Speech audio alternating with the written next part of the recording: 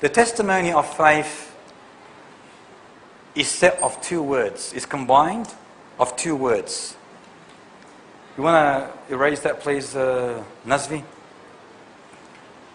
The Shahada, la ilaha illallah, has two main fundamentals, you can say, in it, or components. Let us see what they are. Okay, that's enough. I'll do one more, number 4. Now get the marker and put La ilaha illallah. In the Arabic understanding, we have here, you can say, two components of what this actually means. It's made up of two sets of words. The first one, okay, Nazri. The first one is engagement, huh? Negation and rejection. Negation and rejection. Well, the second one is affirmation and acceptance. Now here, this is La ilaha illallah. It's made up of this and of that. Here, we're negating La ilaha. There is no deity. There is no God. There is no worshipped one or thing. But then we are saying something else. We're exempting something, that is Allah. Except Allah. We're affirming, we're accepting that the only one that is exempted from this rejection and negation is Allah subhanahu wa ta'ala.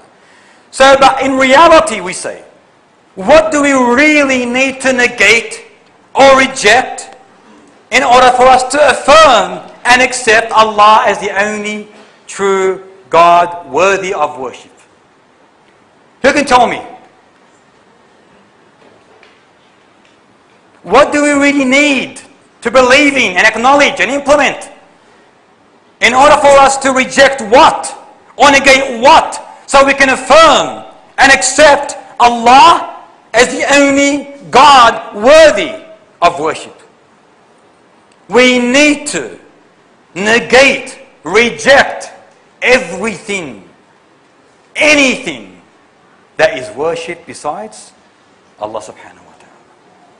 We need to reject, to negate, to push away, to destroy the worship of anything and everything that is worshipped besides Allah subhanahu wa ta'ala.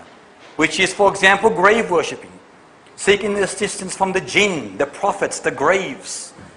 One's internal desires. Going to those imposters, the magicians, and believing them. Going to the soothsayers, the fortune tellers, and their likes. Believing that they know the unseen. This is all shirk. And if you do things like that, although you say La ilaha illallah, it is rejected.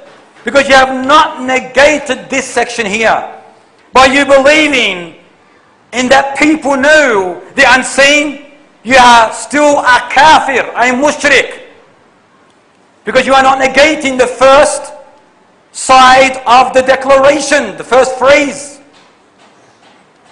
You know, wallahi, there were people, Muslims, to not long ago, that were having yearly, week-long celebrations, Muslims, to the gods of the sea. Did you hear about this?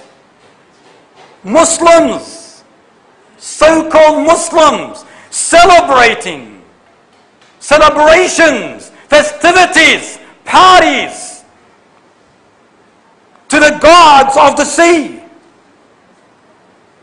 And they utter La ilaha illallah every single day. Is this going to be the correct teeth or tooth or ridge of the key of salvation? No.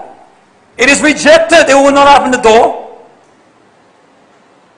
And this is the importance of understanding what La ilaha illallah means. It all goes back to knowledge, al-ilm, the first condition. Understand what you are declaring. Understand what it means. Understand those things and avoid those things that negate, that oppose Tawheed. How many Muslims today believe in good luck or bad luck? Again, this is not perfecting Tawheed, and you have not rejected the worship in other than Allah Ta'ala. Is that understood? Is there a problem there for anyone? You know, subhanAllah, Muhammad ibn al-Shafi'i says something very nice. He said, the most sacred thing after the obligations of the fundamentals of faith is searching for knowledge. Knowledge of Tawheed.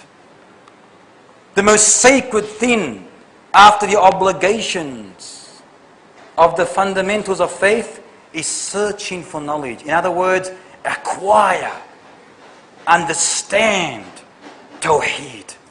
And he would say, I have never ever set a task except I have realized how little I know. And the more I know, he said, the more I realize how ignorant I am. So those that believe that they are elite in knowledge, you are nothing but inferior in knowledge, weak in knowledge. Never ever think that you've encompassed anything.